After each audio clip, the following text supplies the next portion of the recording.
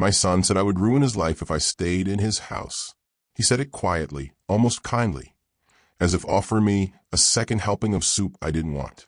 You don't understand, Dad, he told me on the evening of March 3rd. At exactly 8:17 p.m. I remember the time because the microwave clock was blinking again. The power had flickered during the storm, and no one but me ever bothers to set it. If you keep living here, you're going to destroy everything we're building. Everything we're building. I was sitting at the kitchen table I paid for.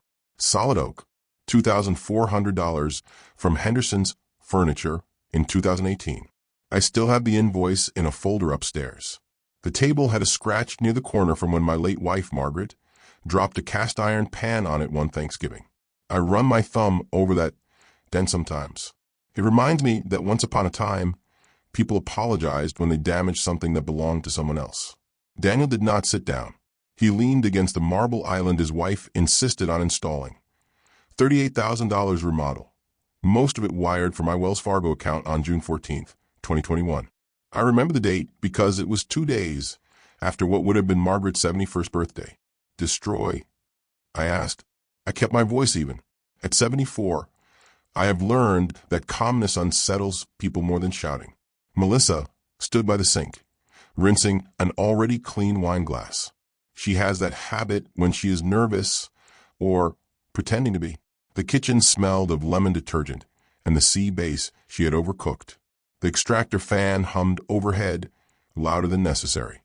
We need space, she said without turning around. And privacy.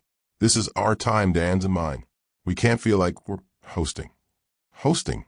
I have lived in this house since before the drywall was up, but I nodded as if I were a guest who had overstayed his welcome. Outside, the backyard lights flickered on automatically. Another thing I set up and paid for. Motion sensors, landscape wiring, $6,700 in total. The grass was trimmed. I had cut it that morning. The Honda mower still sat in the garage, a smear of green along its blade. I transferred the March property tax this morning, I said, not looking at either of them. $1.12 for 80. County deadline's the 15th, but I prefer not to procrastinate. Daniel exhaled sharply. That's not the point. It is always the point. Over the last 9 years, I have transferred $187,300 toward this house. That includes a down payment of $120,000 on April 2nd, 2017, wired directly to Pacific Coast Title. I sold my small commercial warehouse, 3,200 square feet, corrugated steel, near the old rail line, for $420,000. After capital gains and fees, I walked away with $381,000. I gave most of it to my son because he told me, Dad, this is our chance. Real estate in Orange County never goes down. Margaret had been gone 3 months when I signed that closing statement. Grief makes a man generous. It also makes him foolish. You make Melissa uncomfortable, Daniel said. There it was, clean, direct. I looked up at him then. My boy, 51 years old, hair receding at the temples, wearing a smartwatch that cost more than my first car. He could not hold my gaze for long. How? I asked. Melissa dried her hands. It's just energy. You're always here. In the mornings. In the evenings. We can't relax. I wake at 6:10 a.m. every day. I make oatmeal. I read the Wall Street Journal on my iPad. The subscription I pay for. At 8:00 a.m. I water the roses Margaret planted the year Daniel left for college. By 10:30, I'm in the garage fixing something that doesn't need fixing. I have made myself small, compact, foldable, and still I take up too much room. Daniel stepped forward.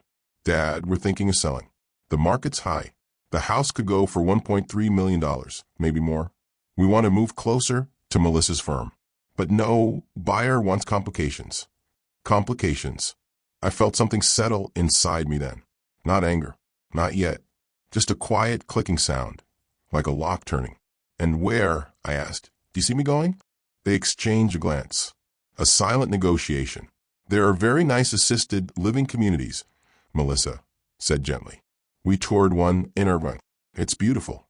Bistro dining. Activities. People your age. People my age. I am not a potted plant to be relocated for better lighting. Daniel rubbed his forehead. We're not kicking you out. We just think it's time. You've done enough. Let us live.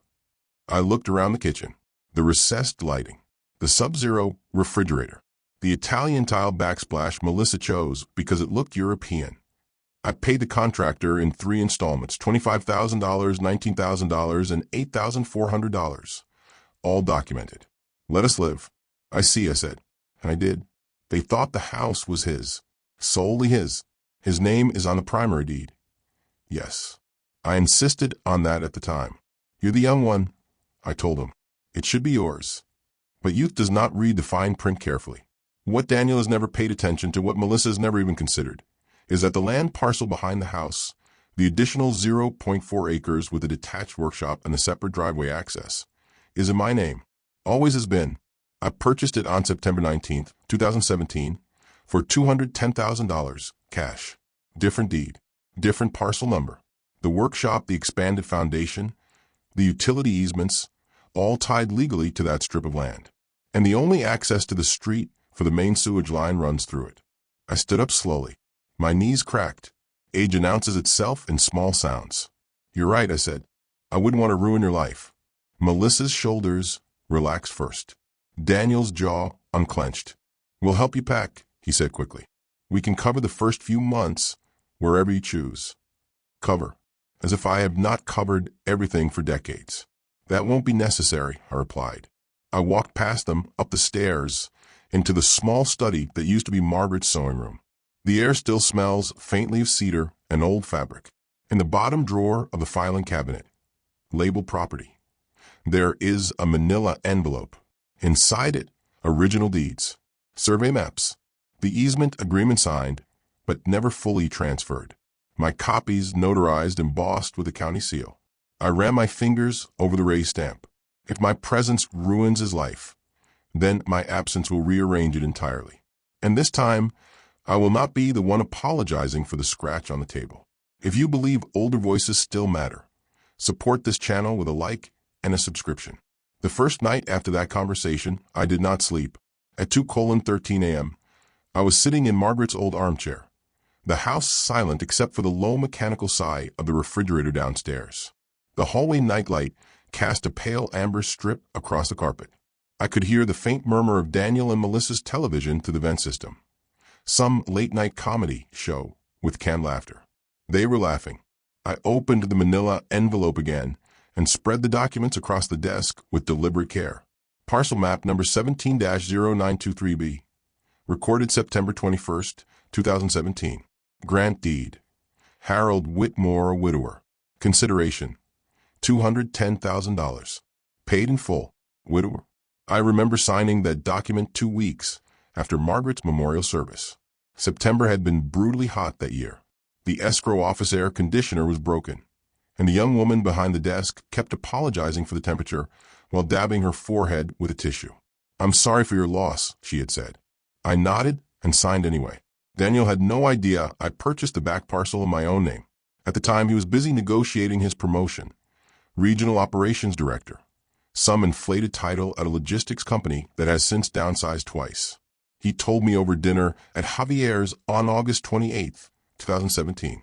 Dad, if we secure that extra lot behind the house, we can expand later. At a guest unit. Increase resale value by at least 15%. The bill that night was $486.32. I paid it. I always did. Back then, Daniel still called me every Sunday morning. After Margaret died on June 12, 2016, 4:40 a.m., St. Joseph's Hospital, room 312. The house we had lived in for 38 years felt cavernous, too quiet.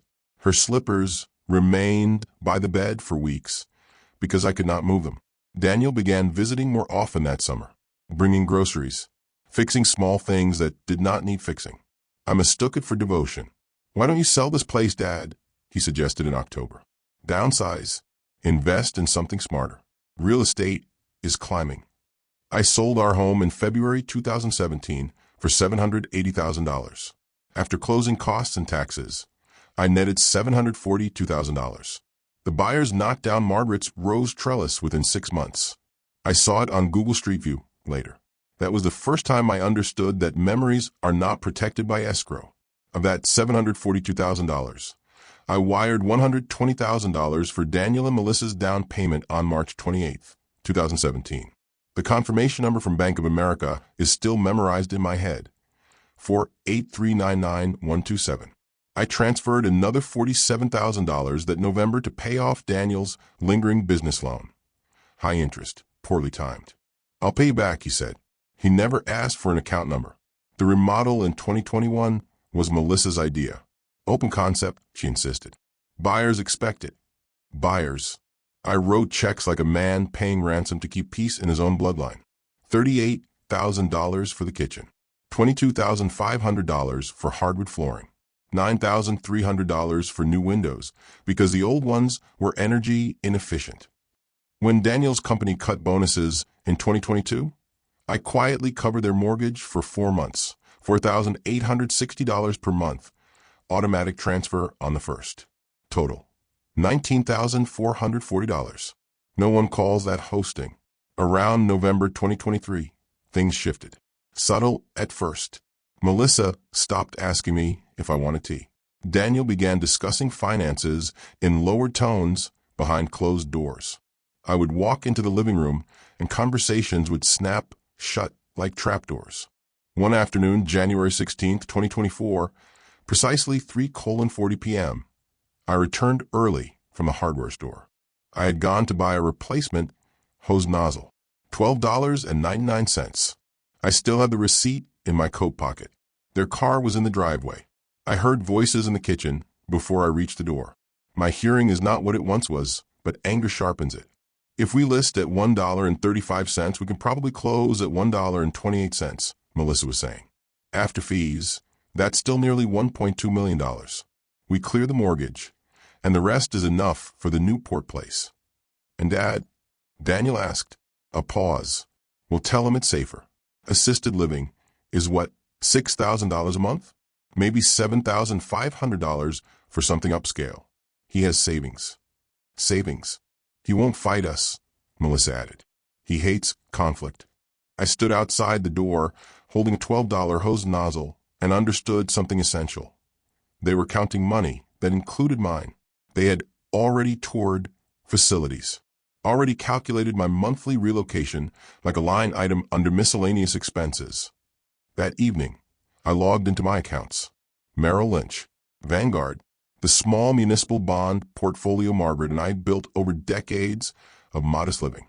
Balance, $614,883. Enough to live comfortably, yes, but not enough to be discarded and forgotten while they upgraded to ocean views. The final insult came quietly. On February 12, 2024, Daniel asked me to sign a routine refinancing document. It's just paperwork, he said, sliding a folder across the dining table. The same oak table, now bearing the faint ring of his neglected coffee mug. I read every page. Buried on page 14 was a clause consolidating adjacent parcels under unified ownership for lending purposes. Adjacent parcels. They were trying to fold my land into his mortgage. I closed the folder gently.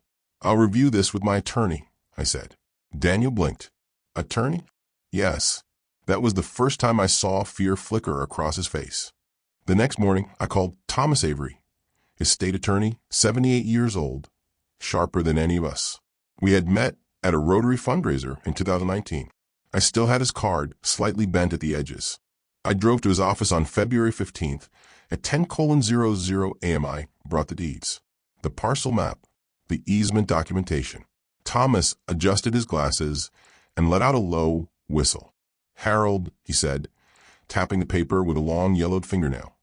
Without your parcel, that house isn't worth what they think it is. In fact, legally speaking, they can't sell clean title unless you sign. I felt something unfamiliar then. Not grief, not anger, clarity. My son believes I will ruin his life if I stay. He has not yet imagined what happens when I leave and take the ground beneath his feet with me. On March 18th, at 11:02 a.m., Daniel told me they had listed the house. He said it casually, standing in the doorway of the garage while I was reorganizing a box of old drill bits. The air smelled of motor oil and cut grass. Sunlight fell in narrow stripes across the concrete floor. We've signed with Keller and Brightman, he said. Melissa knows, one of the senior agents. Listing goes live Friday. Photos tomorrow. I wiped my hands on a rag. What price? $1.349 million, he replied, and there was pride in his voice. The comps are strong. Corner lot. Upgraded kitchen. Expanded footprint. Expanded footprint. Yes, I said. About that. He didn't catch it. The photographer arrived the next morning at 9:30 a.m., a young man with perfect teeth and white sneakers who called everyone buddy. He moved through the house, staging light like it was theater. Pillows were fluffed. My armchair, Margaret's armchair, was removed from the living room because it dated the aesthetic. Melissa apologized for that. Not to me, to the photographer. By noon, a for sale sign was planted in the front yard. White post, blue panel, elegant script. I stood at the upstairs window and watched Daniel take a photo of it, smiling like a man who had just been promoted. That afternoon, I drove to Thomas Avery's office again. I wore a navy blazer Margaret bought me in 2009 for our anniversary dinner. It still fits, more or less. Thomas listened without interrupting as I explained the listing, the asking price, the refinance attempt. He steepled his fingers beneath his chin. They've disclosed the separate parcel? He asked. I doubt it, I replied. He leaned back slowly. Harold, this is not just family tension. This is potential misrepresentation. If they list the property as a unified lot without legal authority over the adjacent parcel, that's a material issue. I don't want to destroy him, I said. Thomas gave me a look I have seen before. The look doctors give when patients apologize for tumors. You're not destroying anyone, he said evenly. You're protecting your asset. Asset. That word sounded foreign, applied to soil and concrete in 38 years of fatherhood. On March 22nd, the listing went live. I viewed it on my iPad at 6:14 a.m., coffee cooling beside me. The description read, stunning 5-bedroom estate with expansive rear grounds and detached workshop. Ideal for future ADU or guest conversion. Expansive rear grounds. Detached workshop. My workshop.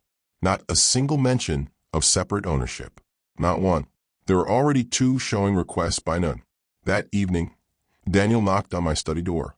We have an open house Sunday. Could you maybe be out from 11 to 3? Be out. In my own house? He winced. You know what I mean. Yes, I said. I do. Sunday arrived bright and offensively cheerful. Melissa baked cinnamon rolls to create what she called emotional warmth. The scent filled the hallway.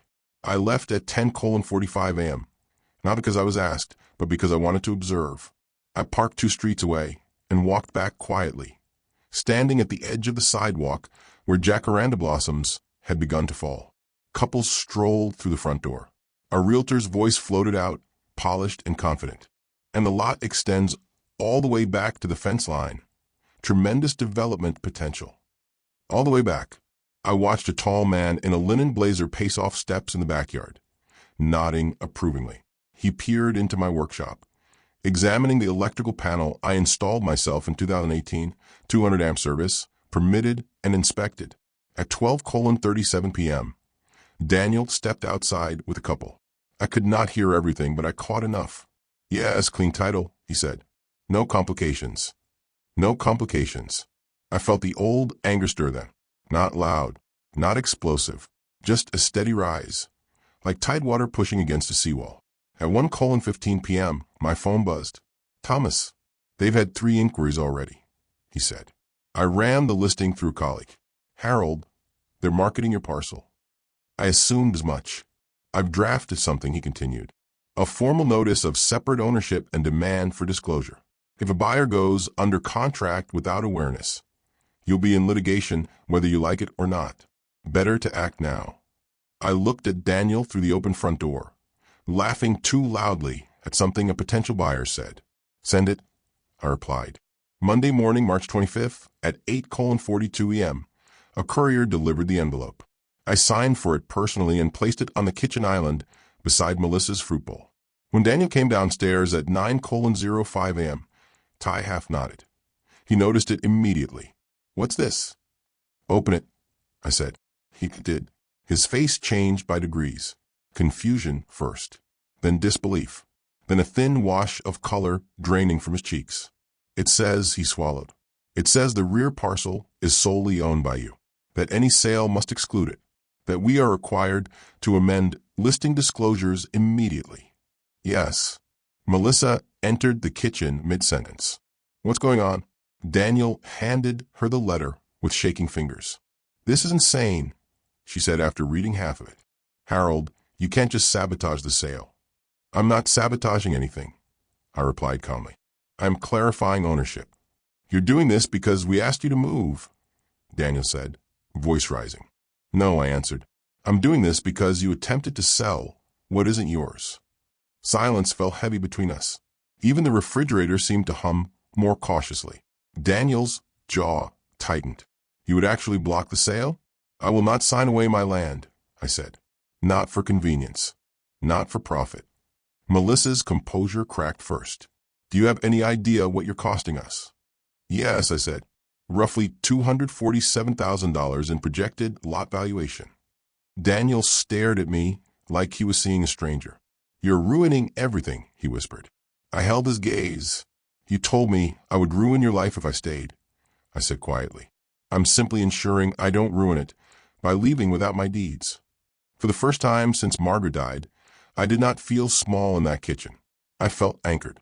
And anchors once dropped are not easily moved. The offer came on April 2nd. Full price. $1,349,000. All cash. Closing proposed for April 29th. Melissa was trembling with excitement when she told me. She stood in the living room with her phone pressed to her chest as if it were a winning lottery ticket. They didn't even negotiate, she breathed. Inspection waived. Quick close. Daniel looked 10 years younger in that moment. Lighter. Relieved. For 3 days, they moved through the house like people already living somewhere else. Melissa browsed furniture online for the Newport place. Daniel called contractors about minor touch-ups before appraisal. No one mentioned the notice, until the buyer's attorney did. On April 5th, at 3:12 p.m., Daniel stormed into my study without knocking. His face was flushed, his phone still in his hand. They're asking about the back parcel, he said. Title search flagged it. Yes, I replied calmly. Title searches are thorough. They want clarification. They're saying the workshop and rear access are legally separate. They're demanding amended disclosures. Reasonable, I said. He stared at me as if calmness were a personal insult. You did this deliberately. I folded my glasses and placed them on the desk. I clarified reality. Melissa appeared seconds later. Fury barely contained beneath her polished exterior. The buyers are reconsidering, she said sharply. They thought they were purchasing the full grounds. You're devaluing the property. No, I answered. I'm defining it. The following week became a blur of tension. Their realtor suggested solutions. Option 1. I transfer the parcel into Daniel's name immediately, as originally intended, and allow the sale to proceed seamlessly. Option 2. The property be marketed at a reduced value without the rear land. Option 3. I sign a long-term easement agreement granting permanent development rights to the buyer. Each solution required my signature. Each assumed my compliance. On April 11th, Keller and Brightman scheduled a final strategy meeting at their office, a glass and steel building overlooking the marina. I was invited, not politely. Dad, you need to come, Daniel said through clenched teeth. This is getting messy. I wore my navy blazer again. The conference room smelled faintly of espresso and expensive air freshener. A long walnut table gleamed beneath recessed lighting. The realtor, a woman named Sandra with diamond studs and a controlled smile, greeted me with professional warmth. Mr. Whitmore, thank you for joining us, she said. We're hoping to find a family solution here. Family solution. A folder lay open in front of her. Copies of deeds, parcel maps, highlighted sections in yellow. The buyer's representative, a thin man with silver hair and rimless glasses, spoke first.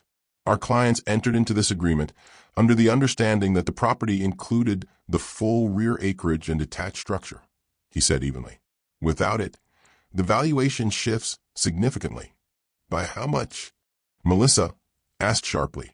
He glanced at his notes. Our appraiser estimates approximately $260,000 difference. Daniel inhaled sharply. Sandra turned to me. Mr. Whitmore, perhaps you could clarify your intentions. All eyes rested on me. I folded my hands. My intention, I said, is not to obstruct. It is to protect what I purchased on September 19th, 2017, with $210,000 of my own funds. Daniel let out a frustrated laugh. You bought it for us. No, I corrected quietly. I bought it beside you.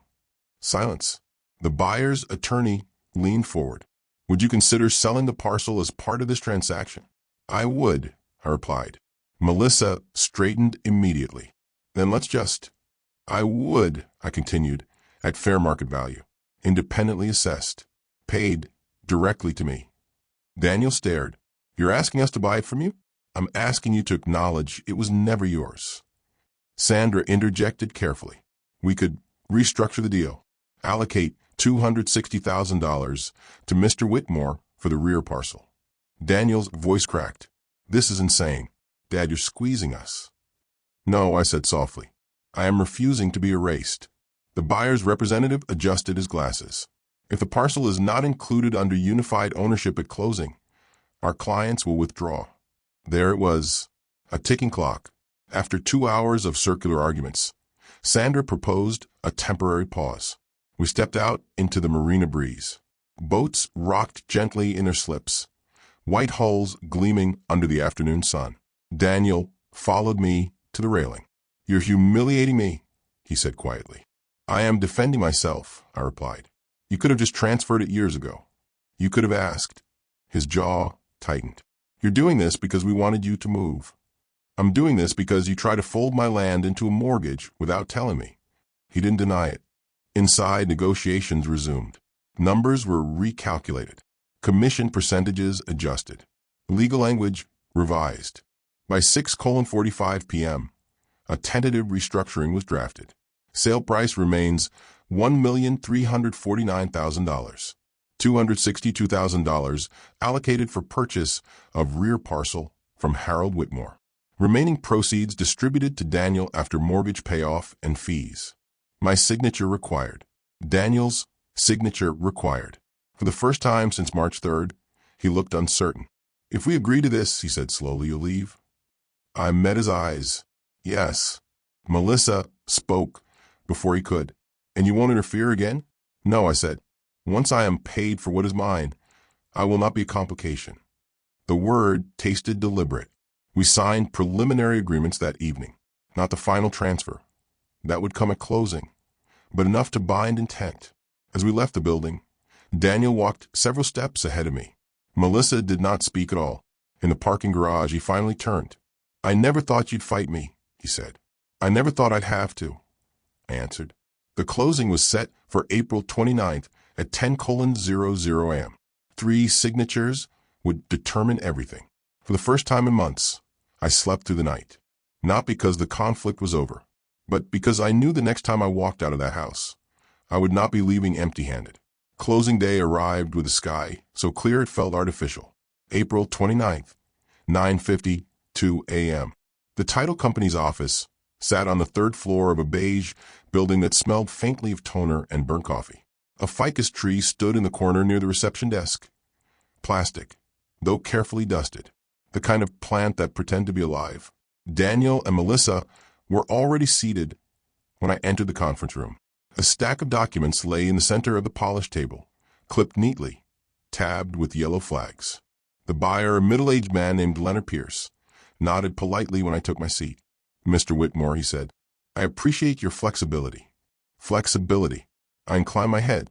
The escrow officer began her rehearsed cadence. We'll start with a primary property transfer, then proceed to the adjacent parcel purchase agreement. Adjacent parcel. Such a sterile phrase for the strip of land where Daniel once built a crooked treehouse with my help, back when he still asked me how to hold a hammer. Daniel signed first.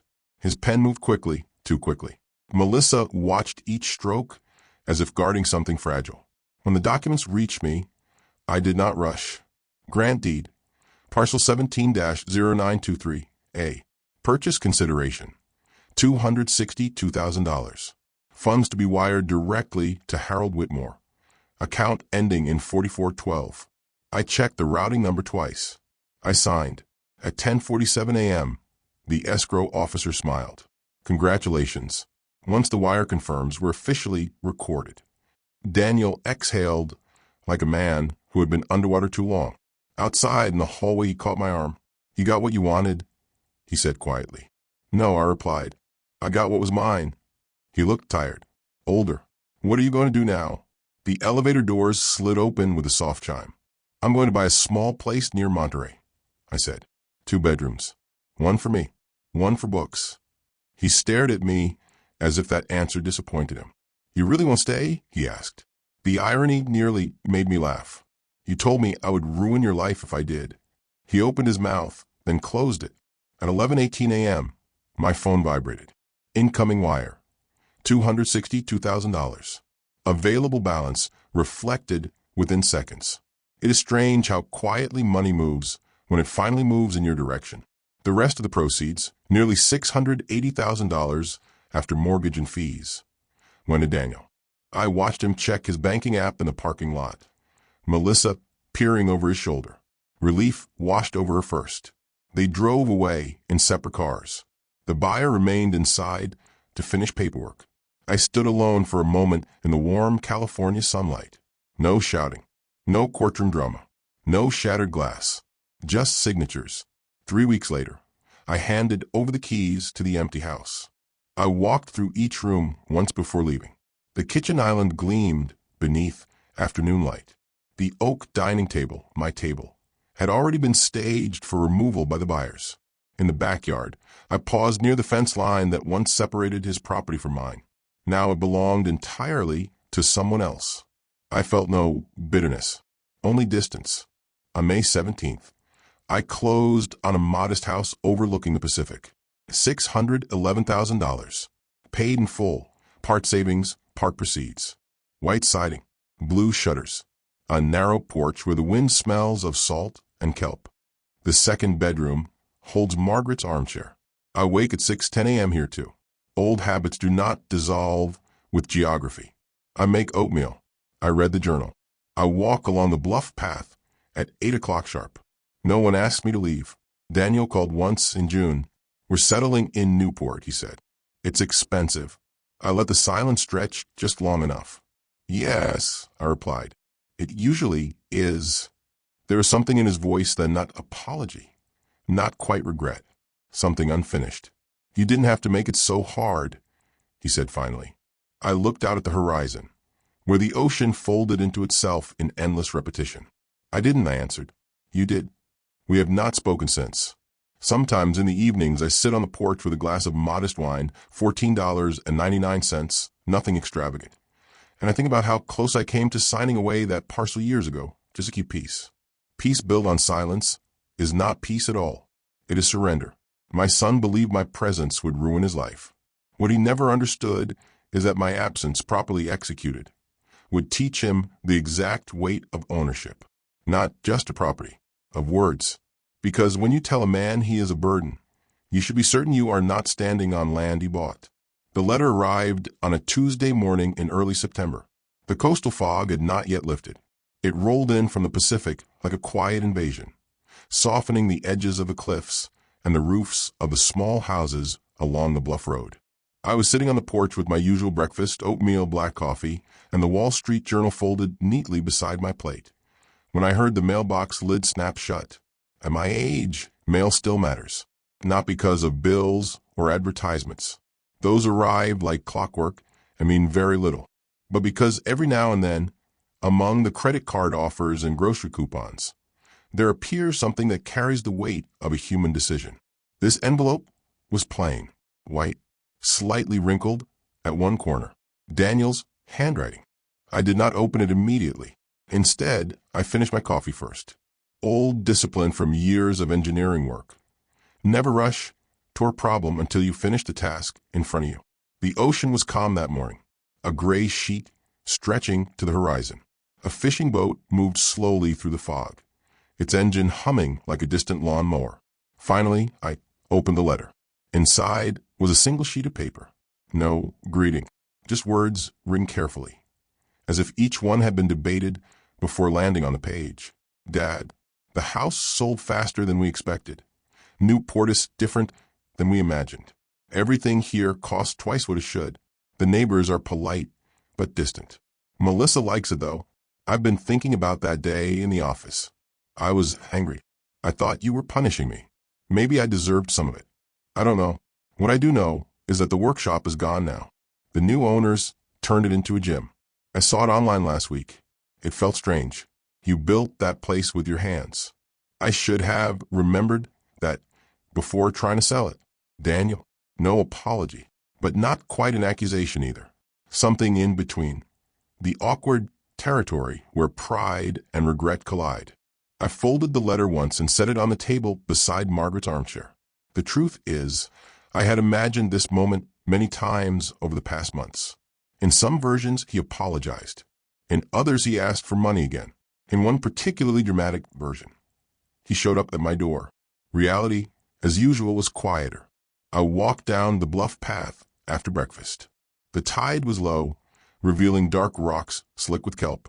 A few early surfers waited patiently beyond the break, silhouettes rising and falling with the slow rhythm of the sea. At 74, you begin to understand something younger men refuse to accept. Time does not repair relationships. It simply reveals what they were built on. Daniel and I had built ours on generosity. Mine, an assumption, his.